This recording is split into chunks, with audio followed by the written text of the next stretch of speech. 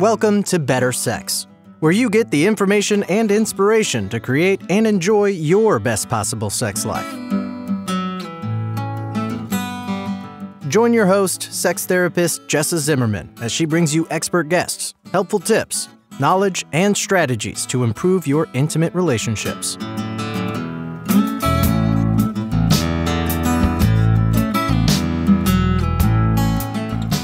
And now, your host, Jessa Zimmerman.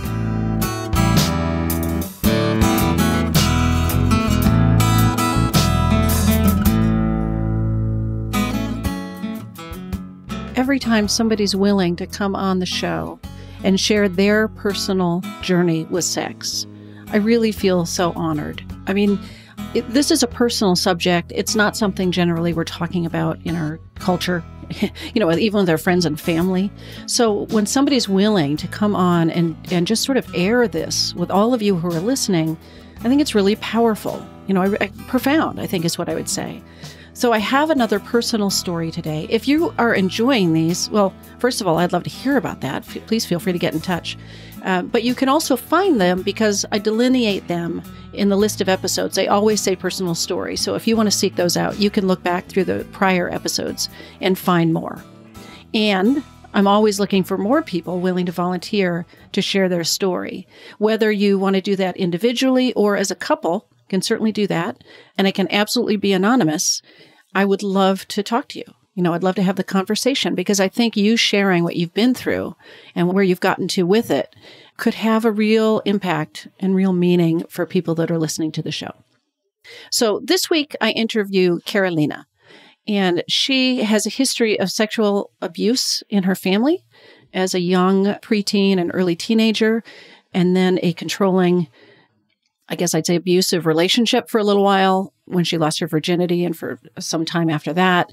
And then she talks about her journey to really finding, I'd almost, she didn't use the word forgiveness, but almost forgiveness or permission to absolve herself of blame for what happened, because that is how she handled those events, and really learn to love herself and explore her own body and her own pleasure and her own desire and her own autonomy and power in relationship. And then happy ending, she shares, at least so far, she's in a fabulous relationship with somebody that she actually calls a unicorn, right? Such a rare find and such a gift. And she's just in such a different place than where she started out, with so many strikes against her, really, or obstacles to overcome. I think it's a really inspiring story. And I hope you'll get a lot out of listening to it.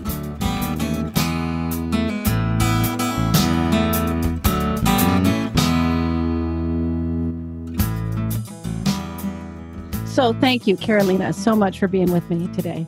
Of course. You're welcome. Thank you for having me. I'm excited to dive into our conversation. Yeah. A lot of my episodes are experts, that come in and talk about a professional view about sex, but I'm really enjoying sharing the personal stories.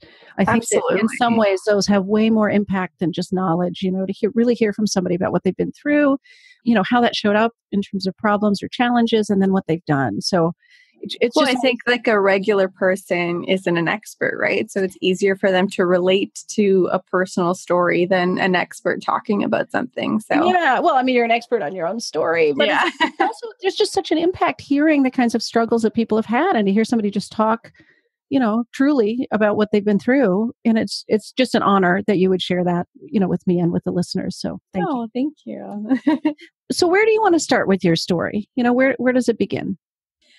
I guess we can start at the beginning. When I was 8 years old, I had actually had my first sexual experience. I was sexually assaulted by my grandfather. Oh, wow. And so that kind of, opened this world to me, unfortunately, way before my time, way before I should have.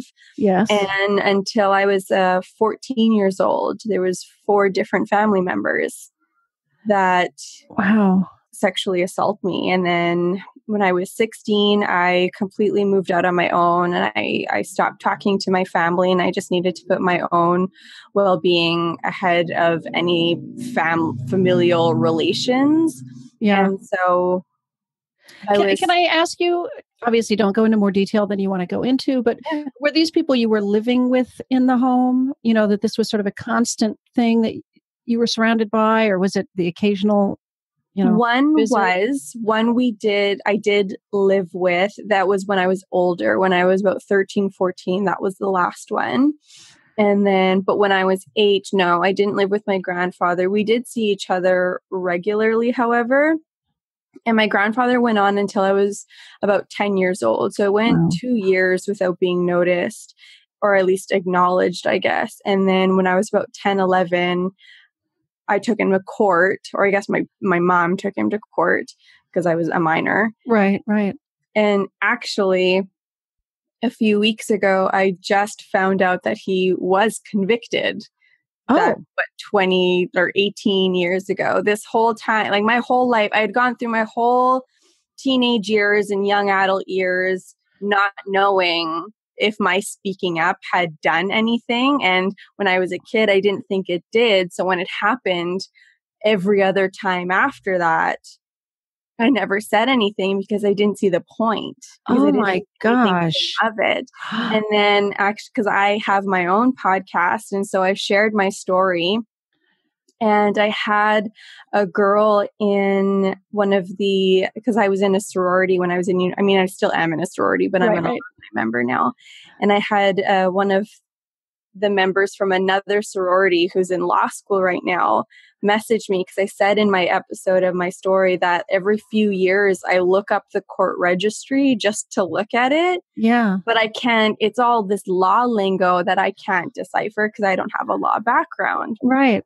So she listened to the episode and she messaged me. She was like, hey, I don't want to cross any lines here or anything, but if you are interested and you want me to kind of translate that court registry for you, I will. So I was like, oh my gosh, like, yes, please. So I sent it to her. And yeah, just a few weeks ago, I'm 28 now, and this happened when I was 10 or 11 years old. So yeah, almost 18 years, I didn't know whether my voice had any impact. Wow. I mean, my hair is actually standing up listening to this. So your mom sounds like had your back. I mean, you had family that was, or no, not quite. No, in this situation, yes. But I'm laughing because my mother and I have a very, right now we have no relationship whatsoever. I haven't spoken to her in 5 years. But growing up, my mom and I had a very complicated, tumultuous relationship. So that's why I was laughing. But yes, in this instance, my family thought I was just being a bratty kid when I didn't want to go to my grandfather's anymore, or when they would force me to hug him goodbye, and they could see that I was kind of repelling it. Right. They just thought I was kind of being bratty. And then as it continued, as I got older, finally one day my mom and I, when we got home, she was like, I want to ask you something. Like, has your abuelo, I'm Hispanic, so abuelo means grandfather. She's like, has your abuelo ever touched you inappropriately? Wow. And then I just started crying and apologizing. And wow. I'm so sorry. Like, I didn't mean for this to happen, blah, blah, blah. And she was like, no, she was like, don't apologize. I believe you. So yeah, in this instance, she very much did have my back. Was this her father? It was her father. Okay. So she may have had reason to ask that question too. She might have. I don't want to tell her story, but Right. Okay. So I'm thinking, and it's always complicated, right? Because on the one hand, something that goes on for a while and nobody's paying attention or noticing, or what are they turning a blind eye to? Yeah. That's not having your back. On the other hand, I guess she took him to court. I'm curious how you didn't know he'd been convicted. Like, were you not called in to testify, or did she not share? I mean, was it after you'd cut off contact with your family? We moved to Edmonton. So I grew up in Winnipeg, Manitoba. I'm Canadian. And yeah, we moved to Edmonton shortly after that. And so, and I'm not going to lie, I kind of blocked out that time, But I remember going in initially and explaining what happened. And I had to use these dolls to show, where he touched me, what happened, how he called it the vampire game, which is how he started it. And then I remember going in and talking, but at that time we were still all in the same room together. So like I'm sitting in front of him, 10, 11 years old, trying to tell this story with him just staring at me. Wow. Like, you know, so obviously you're traumatized. And that's really all I remember of the time. Okay. And then, my mom shipped us off to Edmonton after that. And it was just kind of like out of sight, out of mind. Okay. But in your mind, you've reported this, your mom has done something about it, and yet it doesn't matter. So then it went on 3 other people. There were 2 more that were just one-off instances that I don't even feel are worth repeating or mentioning because it was just kind of whatever. Still bad, right? I know. I think I've just become so desensitized. Yeah, right. That was whatever once. Oh no, I don't mean to take away anybody listening. No, it's still a big deal. Experiences, but that was just my coping mechanism was just being able to separate myself from it. It's how I got through life up until my 20s, to be frank. But then this last family member was actually related to me through marriage. Okay. So they didn't really see anything wrong with it since we were only tied by a piece of paper. Huh. Again, no. Yeah. But I digress. Yeah. Okay. But you didn't speak up about these because you're thinking, what is it? It doesn't matter. Wow. That's, I mean, it's just still flooring me that, wow, it did matter, but you didn't know that. And what, speculate what would have happened differently. But anyway. All right. So at 16, you left your family. I mean, you went out on your own, right? I did. I'm out of here. Okay. Yeah. So, I packed up my bags. I literally walked out the door with 2 garbage bags full of clothes. And that was it. And I didn't look back. And I stayed with my best friend at the time and her older sister. I worked 2 part-time jobs. I got myself through high school, still maintained honor roll, which I'm very proud of. Wow, yeah. I got myself through university. I worked full-time and part-time and went to school full-time while I was in university. And now I just feel like I need to share my story and inspire other people that you don't get to decide the cards you're dealt in your life. Unfortunately, you just don't, but you get to decide how you play those cards. Right. Okay. So have there been impacts in your sex life that have shown up from those? I mean, I'm imagining you're looking at me like, yes. Goodness. So if you wouldn't mind, talk a little bit about what were the impacts of those experiences once you were, choosing to be sexual? Okay, what was happening? I originally lost my virginity when I was 17 with my high school boyfriend. Was not ready whatsoever. Okay. It just kind of felt like I should. And at this point, I was on my own. So I like to think I had everything all together at 16 years old, but let's be honest, I didn't. Right. I feel like I did as much as I could have, but definitely a learning experience. So I lost my virginity to my high school boyfriend, who was great. His family was great, amazing.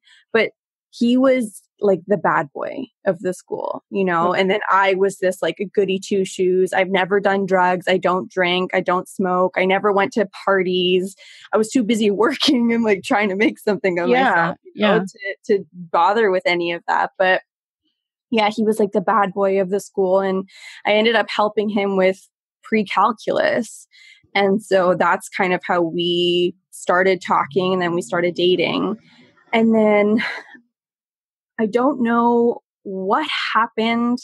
He was the drug dealer of the school but when we would talk, I saw this other side to him, and I have this innate talent of pulling out people's secrets and like their honest truths. Right. And people are just comfortable talking to me and just spilling their guts to me. And so when we would talk, he would say that he didn't want this reputation. He didn't want this life. He didn't want to be known as the drug dealer of the school. He didn't want to be, he would show up drunk and high and whatever to high school. Wow. And so I was like, okay, well, why are you doing that then? Yeah. He's like, well, that's just what people expect of me. And I'm like, who cares? And I've always been the type of person to march to the beat of my own drum. You know, I've never succumbed to, never, I hate using the word never, but like peer pressure, not my thing. Trends, not my thing. I do what I want. I say what I want. I listen to what I want, whatever. So I was like, who cares what people think? And then, so that's kind of how we started dating. I was almost like his substance beard, where like, you know, when he stopped doing drugs and stopped selling drugs and stopped drinking and whatever, he kind of had me to like blame it on. Like, oh, well, my girlfriend cleaned up for my girlfriend. Yeah, my girlfriend doesn't want You all know her. She doesn't do any of this stuff. Exactly. So exactly. Okay. And, you know, people kind of ragged on me about it. Like, oh, you're changing him, yada, yada, yada. But it was a lot easier for me to not care what people think than him. So I was like, I can take it. Like, whatever. You think I'm a controlling girlfriend? Okay. No sweat off my back. Right. So yeah, we went through high school like that. But then I honestly don't know what happened to him after we graduated high school, because everything changed. Everything in him changed. Wow. So, you know, I had all of these experiences sexually. So when I lost my virginity, I really struggled with separating caring about someone and being physically intimate with someone, because my whole life growing up, I connected those as being wrong, because I knew innately what these people were doing to me was wrong. Right. But and they're the ones that love you. Exactly. You know, obviously you have like familial love with these people, and then they're touching you inappropriately. And then as a kid, you think it's your fault and you're filled with shame and guilt and like you should have known better. And then as you get older, that plagues you even more, because when you're an adult, now you do know better, but you keep that mentality and you're like, oh, well, I should have known better when I was a kid. Yeah. No, it wasn't up to you to know better when you were a kid. You were a kid. It was their job. It was their job. Right. It was their job to be the adults in the situation. You know, you put your trust in these adults. So I carried that with me.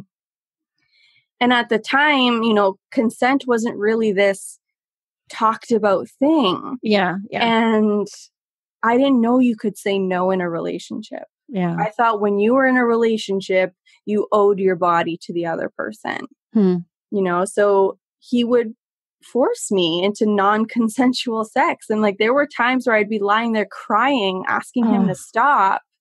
And he would just say, let me finish, let me finish. Oh, wow. And then I would feel so gross afterwards that I would go shower. I would need to shower afterwards to try to like wash the shame and the disgustingness away.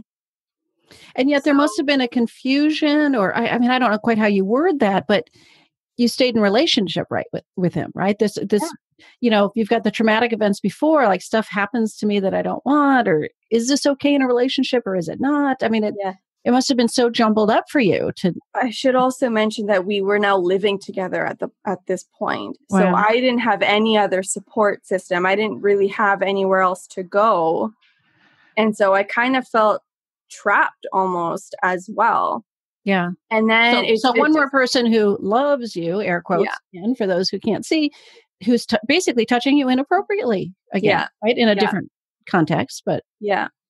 And so, and then it just got worse from there. Then I started finding these like little drug bags around. And then I actually even like went to the police because he kept giving me these different stories. So I actually took one to the police and I said, I just like found it in my neighborhood and I wanted to know what it was. And it was cocaine. Yeah. Yeah. And I just like started crying in the police station. So they're like, okay, you very obviously did not find this. And so I went home and I confronted him about it and he locked me in our apartment. Like he wouldn't let me leave. And so I finally had to like ask him to use the bathroom. And so he let me out of our bedroom. And when you came out of the bedroom, you kind of went off to the right to go to the bathroom. So he went to the right to like let me into the bathroom and I booked it out the front door. I didn't even have shoes on. I literally left with the clothes on my back, no shoes, nothing. I just walked out the door and I was pretty well homeless for about a month. Like I didn't actually sleep on the street. I stayed with some coworkers and right. And whatever. And then I eventually went and I brought these like big 2 Nova Scotian guys to help me get all my stuff out of the apartment. But yeah, he was constantly like stealing money from me and oh my gosh, drug scene. And I was 18 years old and we lived in Alberta at the time, and he was working, construction, whatever. So he was making twice the amount of money I was making. Yeah. But somehow I was supporting the both of us. I was paying for everything. Wow. And I was like, where is all your money going? And then I started noticing money was leaving my account. And I was like, where did I spend this $100? Like, why did I take this $100 out? Like, where did that go? And yeah, it got ridiculous.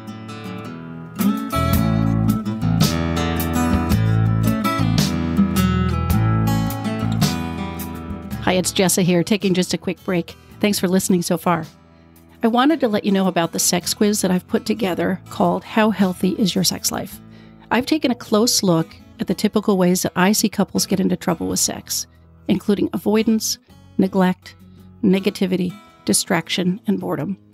And the free quiz will score your individual results based on these factors. And then I provide my recommendations and ideas, including my top 10 sex tips, which will help you make instant improvement.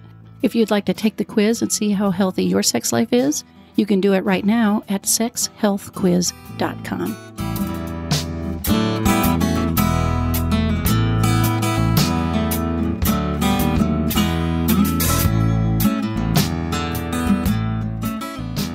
So this is you're 18 years old. I mean, I'm just thinking about all the things that have happened, by the time most of us are sort of graduating high school. Right? Yeah. This is way, way more than you should have ever had. I'm dealing with, yeah. Yeah. And then, so not only is my first like sexual experience with family members, now my first actual losing my virginity is with this situation. Yeah. So not a great foundation for a healthy sex life. No, you've got some, you're starting a little bit at a deficit, I guess. Absolutely. Yeah. So then I kind of went the opposite way, and I was just very promiscuous.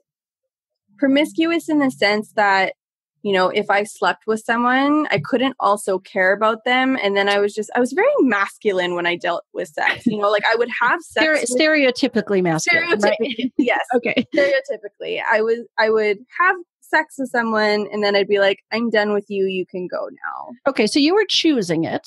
Yeah. Were you enjoying it? Was this from a, even quasi-empowered place, or was this a really unhealthy This motivation? Was like a really unhealthy. Okay. This is just what I thought I should be doing. Like everybody has sex, and sex is such a mainstream component of everything. And so I was just kind of like, okay, like, yeah. And then I kept thinking maybe it's just like not this person that doesn't feel good. So I just kept like sleeping with people, be like, well, maybe it'll feel good with this person. Nope. I feel like crap about that, Wow. And it just was not a healthy cycle. Yeah. And I was a serial dater as well, though. So then I would get into relationships with people. But then as soon as I got into a relationship with someone, then my sex life would suffer. Because then as soon as I started caring about them, then the sex tap would shut off. Okay. It was like I couldn't have both. Right. So yeah, definitely impacted my sex life. Wow. Okay. For sure. Yeah. When did you start to realize, I mean, it sounds to me like you always felt bad about it, like you were aware it was a problem in that sense. But when did you come to a moment where it's like, I need to change this, or I need to do something different? Or, was there a turning point in the story? Yeah. So there's two kind of turning points. So I had a relationship turning point when I was 23.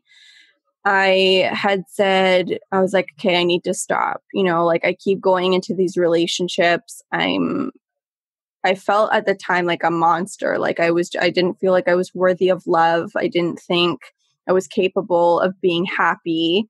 And I just kept like jumping into these relationships to try and fill some void inside of me. And when I was 23, I was finally like, enough. Like I cannot keep relationship hopping. I need to learn how to be comfortable on my own and happy with myself before I can find someone. So that was probably the longest I was single for a year, I think, which is the longest I had ever been single up until that point. Right, right. And how did you use that year? I don't know if that's a detour here, but what did you do to tackle some of this while you were single? I went out a lot, a lot for that summer. Yeah, I was out almost every night and a little bit into the school year. That semester, that university semester, my grades did suffer for sure. And then I just kind of got over it. I think I just like exhausted myself and depleted myself so much that I was just kind of like, I just want to be alone. I don't want to go to the bar anymore. I don't want to be surrounded by people anymore. I don't want to put a bra on and put makeup on. And, I was like, I just want to be by myself. Okay. And so it was almost like I had to like push myself over that cliff and like really exhaust myself to then be like, okay, I'm too tired for this now. I just want to be by myself. So that was kind of the first pivot. Okay. And then the sexual pivot was, I think, when I was 25. Yeah, I was 25 and I had found myself in my first really healthy relationship. It ended up being not healthy, but it started out really great. Okay. And he, his parents had been together for 30 plus years. Like they never fought. Like he didn't understand this toxicity that I carried with me. So he really helped me work through that. But our sex life really struggled because, again, I still didn't know how to connect those two. Right, right. So then when I kind of outgrew that relationship, because he was still treating me like I was this like really broken, hot mess person that I was when we first started dating. Okay. But then almost 3 years later, I grew into a pretty remarkable person. I still had this sex thing that I needed to figure out, but everything else, I learned how to communicate. I learned how to control my emotions. I learned how to feel emotions, not even control them, So it got to the point where I outgrew the relationship and I felt like he was just trying to hold me back. And then I found myself really loving who I was, but still knowing there was this problem I needed to deal with. So then I sought out a sex and relationship therapist in my city. And I had gone to a few therapists. I'd gone to 2 therapists while I was younger. The first one was a therapist that my mother saw while I was growing up. Okay. And he just told me he was surprised at how normal I turned out. So that was great. Yeah. Thank you. But yeah, exactly. The second one, I just don't think I was ready to hear what she had to say. I was just not in a listening mindset. And then by the third one, I was ready to make changes and listen to what she had to say. She was remarkable, like such a remarkable woman. She was the one that told me, she was like, you were a kid, Carolina. Like it wasn't up to you to know better. And she told me, she was like, and it's okay if it felt good. Yeah. Even though you knew that it was wrong, you're not in control of how your body reacts to stimulation. Yeah. So you cannot beat yourself up just because your body reacted involuntarily to something. Okay, so that was part of your experience, which is, is common. And I think it is. Yeah. So many people feel bad or even ashamed of, but there was part of me that liked this, whether it was the emotional attention, right? Or the physical feeling. So, yeah. So a lot of shame and a lot of guilt ends up being kind of tied to that. And she told me, she was like, that's okay. Yeah. You didn't put yourself in those situations. Cause that's what I told myself. I told myself I was so starved for love and attention and wanting to feel like I belonged that throughout my life, I put myself in these situations because I asked for it. Right. Right. So she really helped me work through that. Now I've been with my current partner for almost 2 years and he's like a freaking unicorn. I didn't think someone like him existed in the world. I really didn't. Like he's so compassionate and understanding and supportive and respectful. And when you watch TV shows or movies and there's like those sex scenes and you're just like, it's not like that. What are you doing? Nobody is that passionate. Nobody looks gazingly into each other's eyes and like strokes their bodies up and down. And no, it is. It is like that. Yeah, you're going to tell me. Yes, it is. It is like that. No, it is. And that for the first time in my life, I feel like I have both. I have the amazing, solid love and the earth-shattering sex, and having both is just, now I'm walking around and I feel like I'm throwing fairy dust at people because I'm just like, I'm happy. You should be happy. Happiness for you. Happiness for you. Happiness for you. Yeah, it's crazy to see like where I came from and where I am now, and there's so much more to my story. This is just kind of like one facet of it. But I just want to use all of these facets of my life because I've had a pretty traumatic life. Right. And I didn't realize it until I started going out into the world and talking to people. And people were like, oh, this isn't normal. Like, not everybody deals with these kind of situations. Yeah. Yeah. And so, but you don't realize that when it's your situation and you're growing up because you don't have anything to compare it to. Right. This is your reality. I sort of talk about it. It's like the water we swim in. Exactly. Right? Swim in water. They don't even question it, right? They don't even notice it. So, so let me ask you this. It sounds like, so you go to this wonderful therapist. She gives you what I would call permission in some ways, right? Yeah. To totally shift the way you thought about this.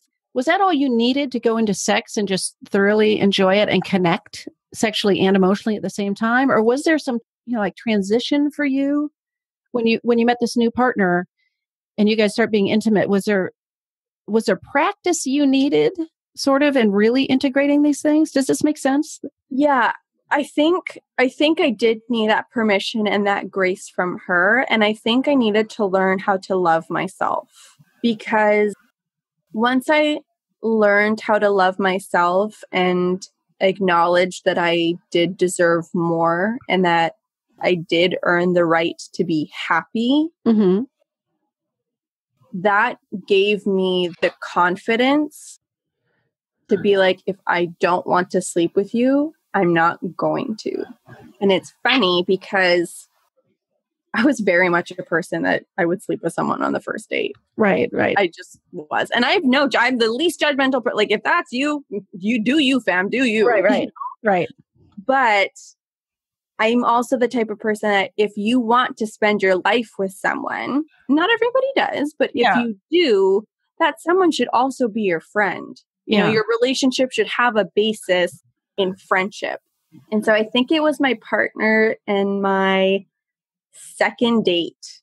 And we were outside my apartment and we were making out in his car and it was starting to get spicy.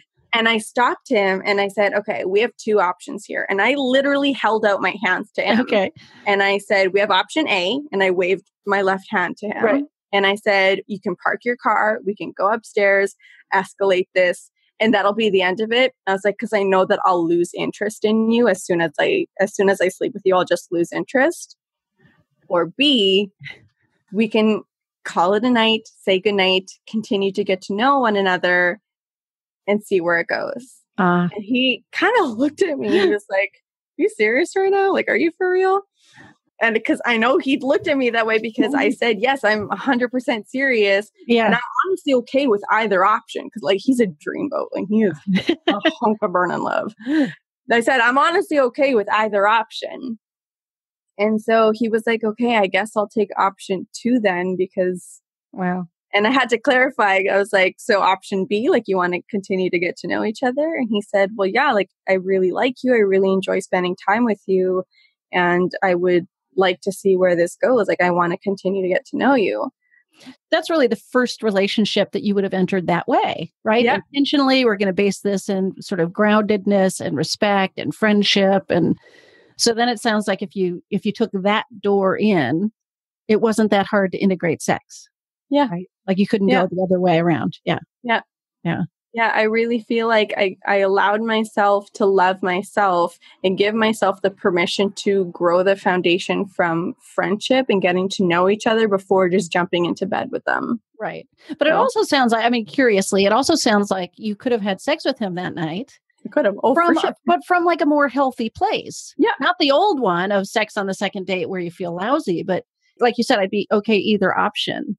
And either one would have come from, a stronger place inside you. Yeah, I think a place of autonomy. Yeah. You know, like I decided, I was like, yeah, I can do this or I can do this. It's not something... Agency, empowerment, like, really, speaking up for you, not just going along with something. Yeah, it wasn't a decision that was made for me. Right. When I was a kid, those decisions were made for me. When I lost my virginity, that was made for me. That relationship, every time we had sex, those decisions were made for me. When I was going through my promiscuous stage, that decision was made for me because I felt like that's what everybody else was doing. Right. You were truly deciding or wanting. Exactly. Yeah. And then I finally got to a place where I was like, these are my decisions, my choices, that I finally got to a place of. Yeah.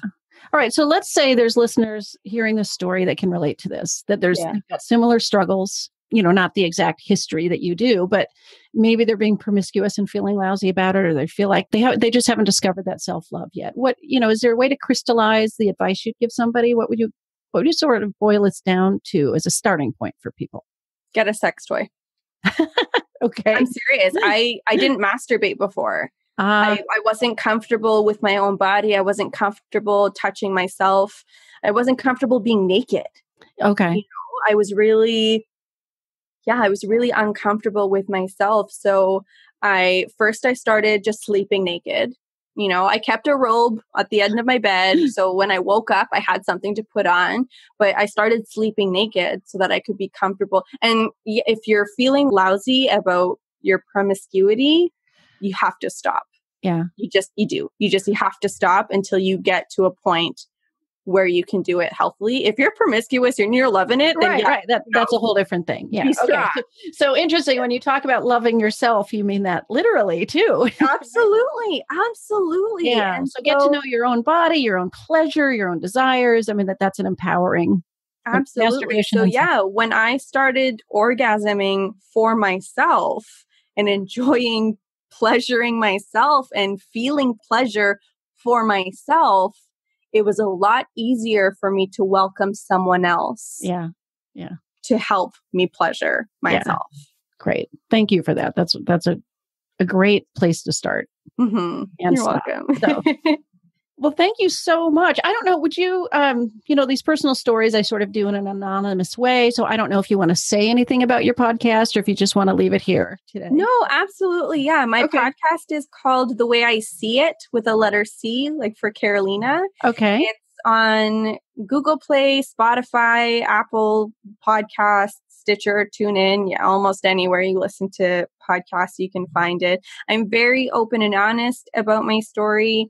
I want to the point of it is to create a community based on truth, optimism, and vulnerability. Because, as you can tell, I'm a pretty glasses half full kind of person, regardless of everything I've gone through. And very open. And I've still found happiness. So I really want to inspire people by showing my vulnerabilities and my truth and my optimism for them to own their truth. So, and if anybody has any questions or anything, I'm all over Instagram. So I'm at Miss Lena V. You can hit me up there. I really, anybody that needs help, I want to bring that to them. Wonderful. Well, thank you so much for sharing your story. I'm sure it's made a big impact.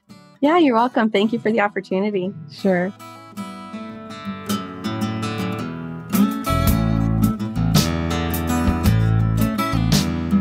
You've been listening to Better Sex. Please visit our website, bettersexpodcast.com, for show notes and additional episodes.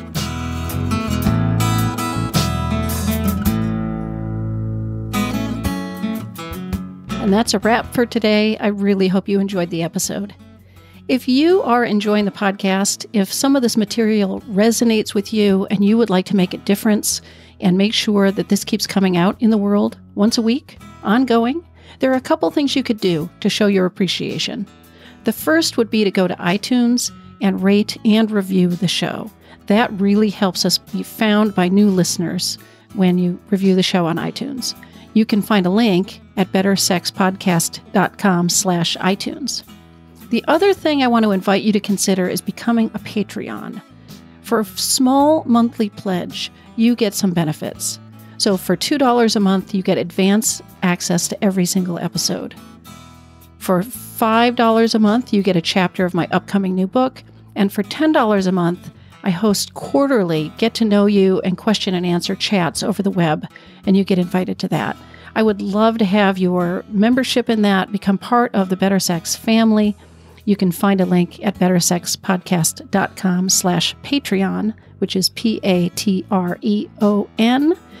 Again, thanks for listening. I'm glad you're here. Feel free to comment, ask questions, get in touch. I'd love to hear from listeners. Thanks.